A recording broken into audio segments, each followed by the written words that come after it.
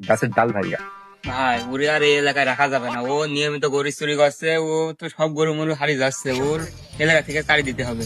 তো তোরা কি বলছিস, কি করা যায়? না ভাই, ওর আমি মারবো, এখনই মারবো। না না, ওর চোরের আবার কিসের অসহায়, ওর উচিত বিচার হয়েছে, ওর মারার দরকার আরো, হ্যাঁ, আগে আরো ঠিক আছে। হাত পা ভেঙে দেওয়ার ওর দরকার। এলাকায় রাখা যাবে না। তাহলে একটা কাজ করে, মার তো দূরের কথা হচ্ছে, গ্রাম ছাড়া করে দিতে হবে, এটাই হচ্ছে একমাত্র কথা এখানে।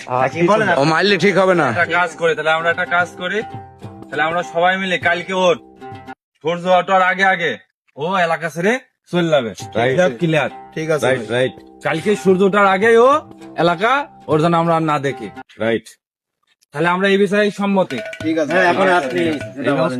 খারাপ বিচার করলে এর বিচার আল্লাহ করবে। আমি তো গরুর পাতা খাওয়াতে যাচ্ছি। এই তুই চুপ মার, তুই বাটপার, চুপ মার, একদম চুপ, তুই কোনো কথাই বলবি না। সমস্যা?